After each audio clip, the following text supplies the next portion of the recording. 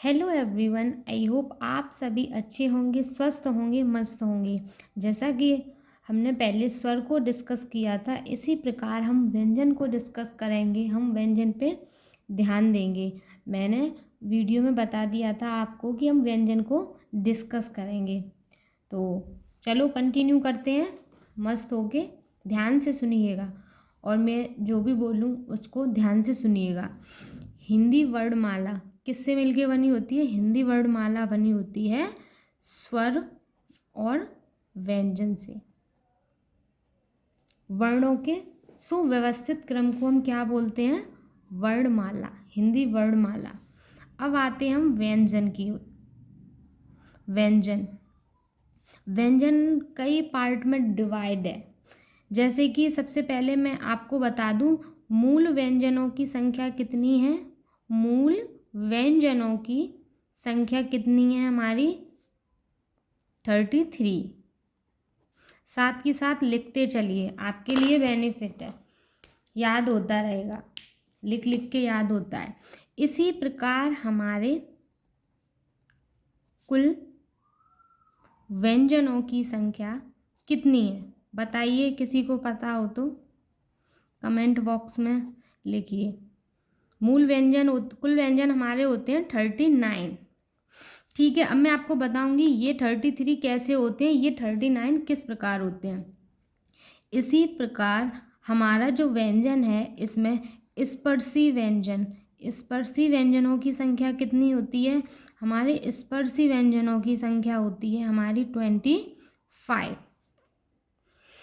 ठीक है, अब इसी में आ जाता है हमारा अंत्यस्थ व्यंजन।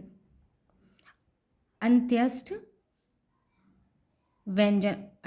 व्यंजनों की संख्या कितनी होती है? अंत्यस्थ व्यंजनों की संख्या होती है 4।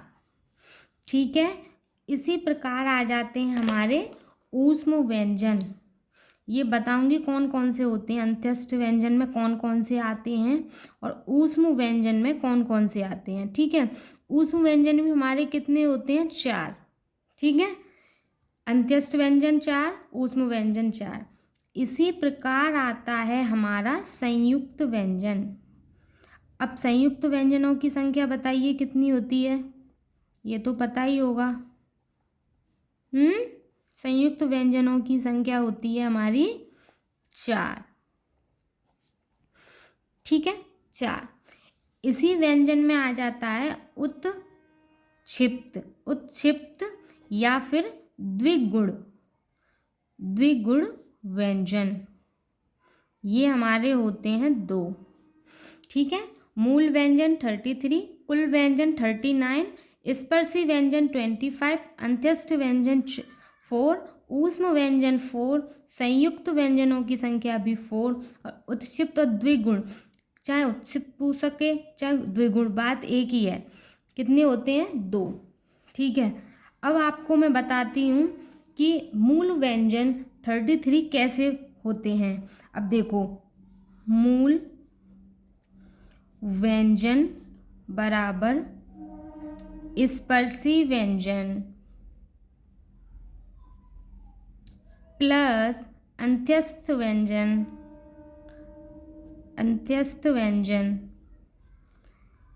प्लस ऊष्म व्यंजन।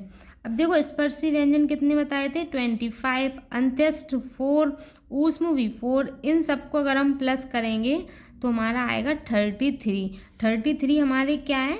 मूल व्यंजनों की संख्या।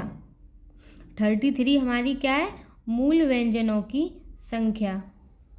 ठीक है, इसी प्रकार मैं आपको बताती हूँ कुल व्यंजनों की संख्या। अब कुल व्यंजन किस प्रकार बनेंगे? कुल व्यंजन इक्वल टू होता है हमारा स्पर्शी व्यंजन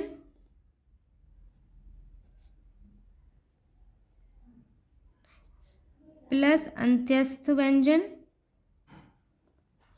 प्लस ऊष्म व्यंजन प्लस हमारा आ जाएगा संयुक्त व्यंजन प्लस उत्क्षिप्त या फिर द्विगुण गुण व्यंजन, उत्क्षिप्त व्यंजन। अब सबको लिखो। स्पर्शी बताए थे 25, अंत्यस्थ बताए थे 4, ऊष्म भी 4 है हमारे, संयुक्त व्यंजन भी 4 है और उत्क्षिप्त कितने हैं 2। ये सब हो जाएंगे हमारे 39। कितने हो जाएंगे 39।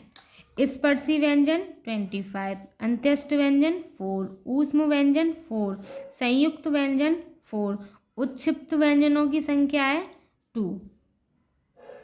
ठीक है, इसी प्रकार हम आगे बढ़ते हैं। अब मैं आपको बताती हूँ स्पर्शी व्यंजन हमारे 25 किस प्रकार हैं। डिफाइन 25।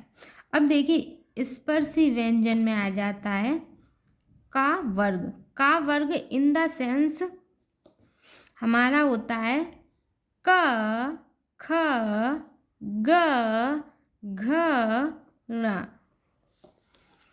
इसी प्रकार आता है च वर्ग। 5 वर्गों में डिवाइड है ये।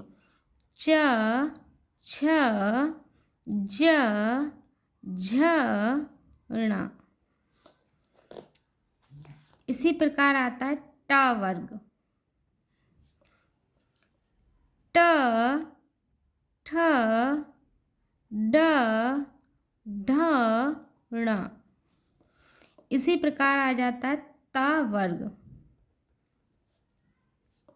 त, थ, द, ध, न। इसी प्रकार आ जाता है प वर्ग।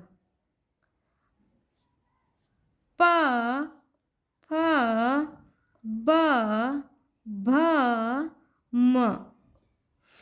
अब देखिए प्रत्येक में हमारे 5-5 होंगे अक्षर। प्रत्येक वर्ग में कितने होंगे 5-5। इसमें भी 5, इसमें भी 5, इसमें भी 5। टोटल हमारे कितने हो गए 25 निकल के आ गया। ये स्पर्शी व्यंजन हो गए। ठीक है, हम इसको के, टी, एम, डी, ओ कतम 2 भी बोल सकते हैं या के, टी, एम 2 भी बोल सकते हैं। ठीक है, का के फॉर होता है हमारा कंठ। इधर लिखती हूँ इसके सामने के फॉर कंठ। टी फॉर तालव्य, मतलब तालु से बोले जाते हैं। ये क, ख, ग ये कंठ से ध्वनि निकलती है। च, छ, झ ये तालव्य से ध्वनि निकलती है। टा वर्ग एम, एम फॉर मूर्धन्य। ठीक है, डी, डी फॉर दंत, दंत से ध्वनि निकलती है। ओ फॉर ओष्ठ, ओठों द्वारा ओष्ठ से ध्वनि निकलती है, ओष्ठ व्यंजन। ठीक है, अब देखिए आ जाता है कि तालव्य से कौन सी, तालव्य किस वर्ग का है, मूर्धन्य किस वर्ग का है, दंत किस वर्ग का है। इसी प्रकार से हमारे ये होते हैं स्पर्शी व्यंजन 25। अब मैं आपको बताती हूँ अंत्यस्थ में कौन कौन से आ जाते हैं। अंत्यस्थ व्यंजन, अंत्यस्थ व्यंजन मैंने बताए थे आपको 4। कौन कौन से होते हैं देखिएगा। य, र, ल, व। इसी प्रकार आ जाता है आपका ऊष्म व्यंजन। ऊष्म व्यंजन, ऊष्म व्यंजनों की संख्या भी कितनी बताई थी 4। ये कौन कौन से होते हैं। श, श, स, ह। ऊष्म व्यंजन ये भी कितने हैं 4। इसी प्रकार आता है हमारा संयुक्त व्यंजन। संयुक्त व्यंजन, संयुक्त व्यंजन कितने बताए थे आपको 4। ये कौन से होते हैं छ, त्र, ज्ञ, श्र। इनकी संख्या भी कितनी है 4। ये बार बार मैं रिपीट इसलिए करा रही हूँ कि आपको याद हो जाए आराम से। ठीक है, अब आता है उत्क्षिप्त। उत्क्षिप्त कितनी बताए थे? उत्क्षिप्त व द्विगुण व्यंजन, इनकी संख्या कितनी बताई थी? 2। ये होते हैं हमारे ड नीचे बिंदु, ढ नीचे बिंदु, इनकी पहचान है। ये है द्विगुण या उत्क्षिप्त व्यंजन। इसी प्रकार से आगे बढ़ते हैं। अब हम बताते हैं कि संयुक्त व्यंजन किस प्रकार बनते हैं। संयुक्त व्यंजनों को हम डिस्कस करेंगे। देखिए, संयुक्त व्यंजन होते हैं हमारे 6। इसको किससे बनाते हैं? का के नीचे हलंत स। त्र कैसे बनता है? त नीचे हलंत र। ज्ञा कैसे बनता है? ज नीचे हलंत र। श कैसे बनता है? श हलंत र। ये आ जाता है कि 6 संयुक्त व्यंजन किस प्रकार बनता है। ऑप्शन में इस तरीके से दिया होगा, आपको ये टिक करना है। ये मतलब एक तरह से ये बटा हुआ है, इसे तोड़ के बताया है कि जो 6 है किन 2 से मिलके बना है, क हलंत और श।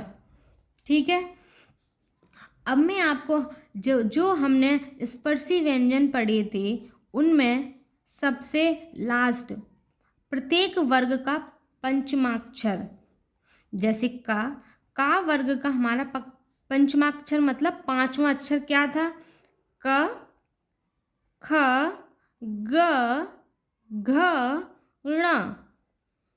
1 2 3 4 5, ये क्या है? पंचमाक्षर। ये क्या है? पंचमाक्षर, 5वां अक्षर। ठीक है, ऐसे च वर्ग, चा वर्ग का भी पंचमाक्षर क्या था? ण। च छ ज झ ण, ये पंचमाक्षर। ऐसे ट वर्ग का बच्चों बताइए, ट वर्ग का था ट ठ ड ढ ण। ऐसे ही है हमारा ता वर्ग आएगा। अब ता वर्ग का क्या था? त थ द ध न। पा वर्ग का क्या था? प फ ब भ म। अब देखो, मैं किसकी बात कर रही हूँ? पंचमाक्षर की। अब पूछ लेगा टा वर्ग का पंचमाक्षर को हम क्या नाम देंगे या किस नाम से पुकारते हैं? अब आ गया ये, इसको क्या देंगे? अब मैंने आपको बताया था चा वर्ग की ध्वनि कहाँ से होती है? तालव्य। और ये क्या होता है? नासिक्य। इसकी ध्वनि नाक से निकलती है, ण ण न म। ठीक है, अब टा वर्ग हमारा क्या था? मूर्धन्य। तो इसको क्या नाम दिया जाएगा? नासिक्य। नासिक्य का मतलब हो गया पंचमाक्षर टा वर्ग का मूर्धन्य नासिक्य। ठीक है, चा वर्ग का तालव्य नासिक्य। अब ऐसी ता वर्ग, ता का हमारा क्या है? इसका है कंठ, KTMD, डी फॉर दंत, दंत। अब ये क्या हो जाएगा? दंत्य नासिक्य। न पूछ लेगा, दंत नासिक्य क्या है? न। अब पा, इसको ओठ से ओष्ठ, ओट्स का प्रयोग होता है ओठों का इनको बोलने के लिए। तो म क्या है? ओट्स नासिक्य।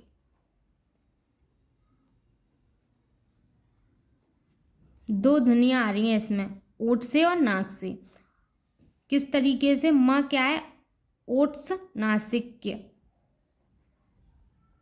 इसी प्रकार ण तालव्य नासिक्य, ण मूर्धन्य नासिक्य, न दंत नासिक्य, म ओष्ठ नासिक्य। अब हमने ये किए, अब आपको ये ध्यान में रखना है। अब ऐसे आ जाए कि ट, ट किस वर्ग का है? ट की ध्वनि कहाँ से निकलती है? मूर्धन्य से। दा की ध्वनि कहाँ से निकलती है? दंत से। इसी प्रकार बा की ध्वनि कहाँ से निकलती है? ओष्ठ से।